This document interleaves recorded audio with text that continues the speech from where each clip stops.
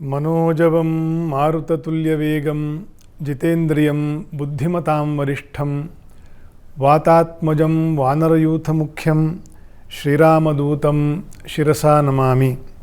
ಹರಿವಾಯುಪ್ರಭುದೇವತಾಭ್ಯೋ ನಮಃ. ಸುವರ್ಣವಾಹಿನಿಯ ಎಲ್ಲ ವೀಕ್ಷಕ ಬಂಧುಗಳಿಗೆ, ಕನ್ನಡ ಜನತೆಗೆ ಶುಭಕಾಮನೆಗಳು, ಶುಭಾಶಯಗಳು. ಗುರು ಬದಲಾವಣೆ ಆಗ್ತಾ ಇರತಕ್ಕಂಥ ವರ್ಷವೂ ಆಗಿದೆ, ಇದೇ ವರ್ಷ ಅಂತಂತ ಹೋದ ಎಪಿಸೋಡ್ನಲ್ಲಿ ಶನಿ ಬದಲಾವಣೆಯ ವಿಷಯದಲ್ಲಿ ಹೇಳಿದ್ದೆ. ಆ ಗುರು ಬದಲಾವಣೆಯ ತಿಂಗಳು ಈ ತಿಂಗಳು ಬಂದಿದೆ. ಅದರ ವಿಶೇಷವಾಗಿ ಯಾರಿಗೆ ಗುರುಬಲ, ಗುರುವಿನ ಅನುಕೂಲ ಯಾರಿಗೆ, ಗುರುವಿನಿಂದ ಅನುಕೂಲಗಳು ಏನೇನೆಲ್ಲ ಆಗ್ತದೆ, ಶುಭರಾಶಿಯಲ್ಲಿ ಇಷ್ಟರಾಶಿಯಲ್ಲಿ ಗುರು ಸಂಚಾರ ಮಾಡಬೇಕಾದ್ರೆ ಯಾವ ಯಾವ ಬದಲಾವಣೆಗಳು ಜಗತ್ತು ಕಾಣ್ತಾ ಇದೆ, ಮುಂದೆ ಕಾಣೋದಿದೆ, ಇದೆಲ್ಲದರ ವಿಷಯವಾಗಿ ಗುರುಬಲ ಯಾರಿಗೆ 2025 ಇದರ ಬಗ್ಗೆ ನಿಮ್ಮೊಂದಿಗೆ ಜ್ಯೋತಿಷ್ಯ ಗೋಚಾರ ವಿಷಯವನ್ನು ಹಂಚಿಕೊಳ್ಳಲಿಕ್ಕೆ ಕೂತ್ಕೊಂಡಿದ್ದೇನೆ. ಸಾಮಾನ್ಯವಾಗಿ ಒಂದು ಜಾತಕ ಅಂತ ನೋಡೋದು ಸಾಮಾನ್ಯ ಅಭ್ಯಾಸದಲ್ಲಿ, ಜ್ಯೋತಿಷ್ಯದಲ್ಲಿ ಒಂದು ಗುರುಬಲ, ಇನ್ನೊಂದು ಶನಿ ದೋಷ.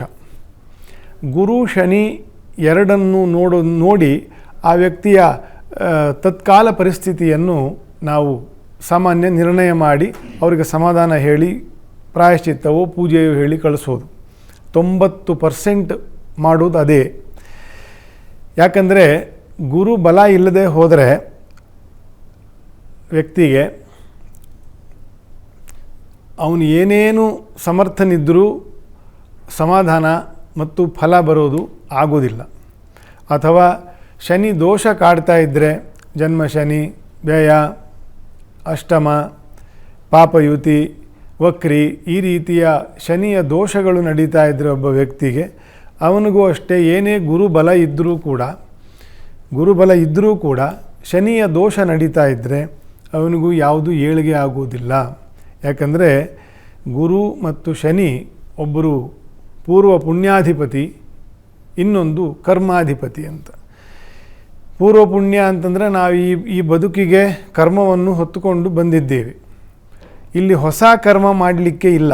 ಯಾಕಂದರೆ ಈ ಜಗತ್ತು ಹಳೆಯದು, ಈ ಮಣ್ಣು ಹಳೆಯದು, ಈ ಗಾಳಿ ಹಳೆಯದು, ಈ ಸೂರ್ಯ ಚಂದ್ರರ ಚಲನೆಯಿಂದ ಉಂಟಾಗ್ತಕ್ಕಂಥ ದಿನ ರಾತ್ರಿಗಳು ಹಳೆಯದು. ಹಾಗಾಗಿ ನಾವು ಹೊಸ ಕರ್ಮ ಮಾಡಲಿಕ್ಕೆ ಯಾರೂ ಹುಟ್ಟಕ್ಕಾಗೋದಿಲ್ಲ ಈ ಜಗತ್ತಲ್ಲಿ. ಹಾಗಾಗಿ ಹಳೆಯ ಕರ್ಮಗಳನ್ನು ತಗೊಂಡು ಬಂದಿರ್ತೇವೆ. ಹಳೆಯ ಕರ್ಮಗಳನ್ನು ತೀರಿಸಬೇಕು. ಕರ್ಮ ಮತ್ತು ಒಂದು ಆ ಫಲದ ಋಣಗಳನ್ನು ಕಳ್ಕೊಳ್ತಾ ಮುಂದಿನ ಕರ್ಮಕ್ಕೆ ಹೋಗ್ತಾ ಇರಬೇಕು. ಇದೊಂದು ಜೀವನ ಚಕ್ರ. ಈ ಪೂರ್ವ ಕರ್ಮಗಳು ಏನಿದೆ, ಶುಭಾಶುಭ ಕರ್ಮಗಳು ಅಂತಂತ ಹೇಳ್ತೀವಿ. ಒಳ್ಳೆಯದು ಕೆಟ್ಟದ್ದು ಎಲ್ಲದೂ ಸೇರಿ ಪೂರ್ವ ಕರ್ಮಗಳು. ಈ ಪೂರ್ವ ಕರ್ಮಕ್ಕೆ ಗುರುವಿನ ಮನೆ ಅಧಿಪತಿ ಅಥವಾ ಗುರು ಅಧಿಪತಿ, ಅದನ್ನು ದೇವಗುರು ಅಂತಲೂ ಕರೀತಾರೆ, ಬೃಹಸ್ಪತಿ ಅಂತಲೂ ಕರೀತಾರೆ, ಜೀವಗ್ರಹ ಅಂತಲೂ ಕರೀತಾರೆ. ಸೂರ್ಯಮಂಡಲದಲ್ಲಿ ಅತ್ಯಂತ ಬೃಹತ್ತಾಗಿರ್ತಕ್ಕಂತಹ ಗ್ರಹ. ಎಲ್ಲ ಗ್ರಹರನ್ನೂ ಒಳಗೆ ಹಾಕಿದ್ರೂ ಇನ್ನೂ ಜಾಗ ಉಳಿತದೆ, ಅಷ್ಟು ದೊಡ್ಡ ಗ್ರಹ.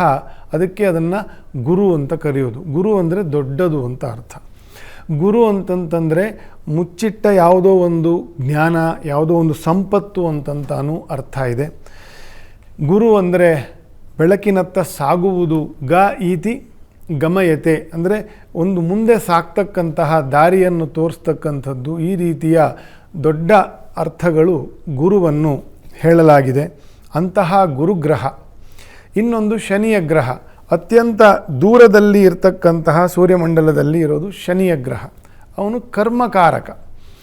ನಾವೇನು ಕರ್ಮವನ್ನು ಪೂರ್ವದಿಂದ ತಗೊಂಡು ಬಂದಿರ್ತೇವೆ ಅದನ್ನು ಆಚರಿಸಲಿಕ್ಕೆ, ಅದನ್ನು ಅನುಭವಿಸಲಿಕ್ಕೆ ಒಂದು ಕರ್ಮಸಾಕ್ಷಿ ಅಂದರೆ ಕರ್ಮವನ್ನು ಮಾಡಿಸ್ತಕ್ಕಂತಹ, ಕರ್ಮಕ್ಕೆ ಅಧಿಗ್ರಹನಾಗಿರ್ತಕ್ಕಂತಹ ಒಂದು ಶಕ್ತಿ ಇದೆ. ಅದನ್ನು ಶನಿಗ್ರಹ ಅಂತ ಹೇಳ್ತೇವೆ. ಶನಿಯ ಶಕ್ತಿಯಿಂದ ನಾವು ಕರ್ಮವನ್ನು ಮಾಡ್ತೇವೆ. ಗುರುವಿನ ಶಕ್ತಿಯಿಂದ ನಾವು ಕರ್ಮವನ್ನು ತಗೊಂಡು ಬಂದಿರ್ತೇವೆ. ಹಾಗಾಗಿ ಶನಿಗಿಂತ ಗುರುವೇ ದೊಡ್ಡವನು. ಯಾಕಂದರೆ ಮಾಡಲಿಕ್ಕೇನು ತಗೊಂಡೇ ಬರಲಿಲ್ಲ ಅಂದರೆ ಬರೋದು ಹೇಗೆ? ಏನಾದ್ರು ಕಾರಣ ಇರಬೇಕಲ್ಲ ಈ ಜಗತ್ತಿಗೆ ಬರಲಿಕ್ಕೆ. ಹಾಗಾಗಿ ಗುರುವು ನಮಗೆ ಬರಲಿಕ್ಕೆ ಕಾರಣ. ನಮಗೆ ಏನಾದರೂ ಒಂದು ಮಾಡಿ ನಾವು ತೊಳ್ಕೊಂಡು ಹೋಗಲಿಕ್ಕೆ ಅವಕಾಶ ಆಗಬೇಕಲ್ಲ. ಸೊ ಹಾಗಾಗಿ 9ನೇ ಮನೆಯ ಅಧಿಪತಿ ಪೂರ್ವ ಪುಣ್ಯ, ಪಿತೃಸ್ಥಾನ, ಪಿತ್ರಾಧಿಪತಿ, ಪಿತೃಗಳು ನಡೆದಂತಹ ದಾರಿ, ನಂಬಿಕೊಂಡು ಬಂದಂತಹ ಶ್ರದ್ಧಾ ಕೇಂದ್ರಗಳು, ಇದೆಲ್ಲವನ್ನು 9ನೇ ಮನೆಯಿಂದ ನೋಡಬೇಕು. 9ನೇ ಮನೆ ಗುರುವು ಬದಲಾಗ್ತಕ್ಕಂಥದ್ದು ಮತ್ತು ಬೃಹತ್ತಾಗಿರ್ತಕ್ಕಂತಹ ಗ್ರಹ ಮತ್ತು ಶನಿಯ ಕರ್ಮಕಾರಕತ್ವ ಇರೋದರಿಂದ ಜ್ಯೋತಿಷ್ಯ ಶಾಸ್ತ್ರದಲ್ಲಿ ಈ ಜಗತ್ತು ನಿಂತಿರೋದು ಈ 2 ಪೂರ್ವ ಕರ್ಮ, ಪೂರ್ವ ಪುಣ್ಯ ಮತ್ತು ಕರ್ಮಾಧಿಪತಿ, ಕರ್ಮವನ್ನು ಮಾಡಿಸ್ತಕ್ಕಂತಹ ಶಕ್ತಿಯನ್ನು ಕೊಡ್ತಕ್ಕಂತಹ ಗುರು ಮತ್ತು ಶನಿಗಳ ಆಧಾರದ ಮೇಲೆ ಈ ಜಗತ್ತು ಬ್ಯಾಲೆನ್ಸ್ ಆಗುವುದು. ಹಾಗಾಗಿ ಇಷ್ಟು ಇಂಪಾರ್ಟೆನ್ಸ್ ಇದೆ ಗುರು ಮತ್ತು ಶನಿಯ ರಾಶಿ ಬದಲಾವಣೆಗೆ. 2025ರ ಒಂದು ವಿಶೇಷ, ನನ್ನ ಹಿಂದಿನ ಹೋದ ತಿಂಗಳ ಇದನ್ನು ಕಾರ್ಯಕ್ರಮಗಳನ್ನು ನೋಡಿ ಯೂಟ್ಯೂಬ್ನಲ್ಲಿ ಏಷ್ಯಾ ನೆಟ್ ಸುವರ್ಣ ನ್ಯೂಸ್ ಅಂತ ಹಾಕಿ ಗುರು ಬಲ ಅಥವಾ ಶನಿ ಬಲ ಅಥವಾ ನನ್ನ ಹೆಸರು ಹಾಕಿದ್ರೆ ಬರ್ತದೆ, ಅದು ಲಿಂಕ್ ಆಗ್ತದೆ ಏನೇನು ಆಗಿದೆ ಈ ವರ್ಷ 2025 ಜನವರಿಯಿಂದ ಅಂತಂತ.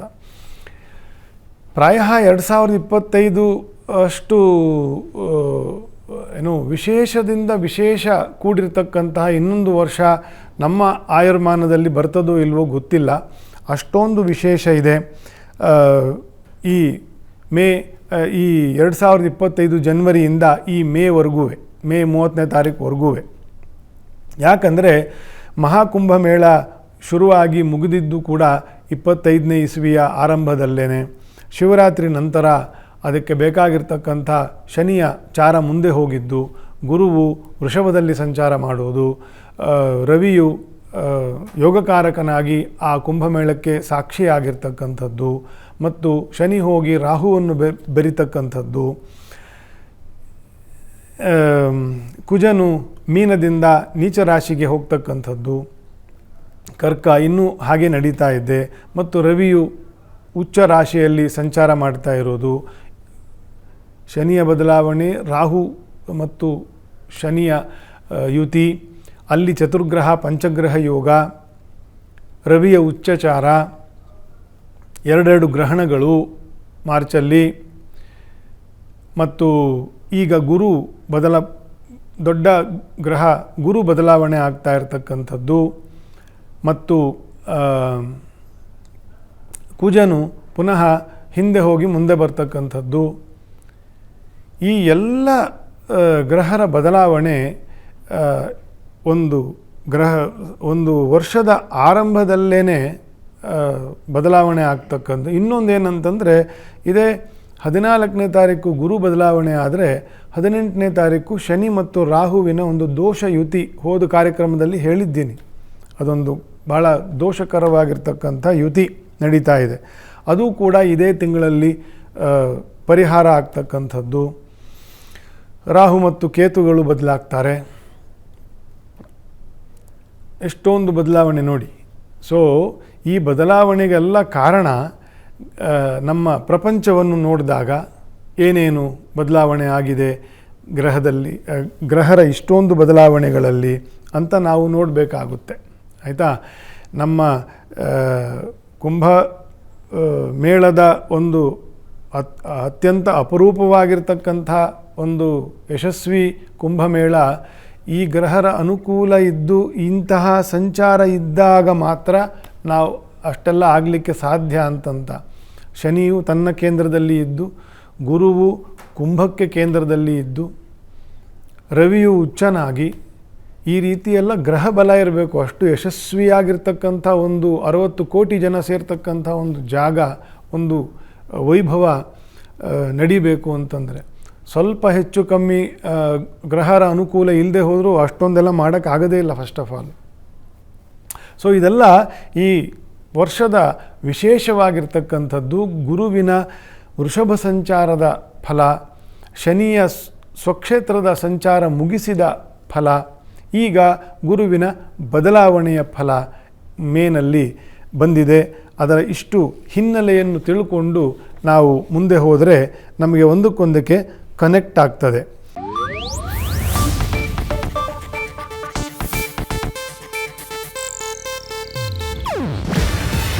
ಇದು ಏಷ್ಯಾನೆಟ್ ನ್ಯೂಸ್ ನೆಟ್ವರ್ಕ್ ಪ್ರಸ್ತುತಿ.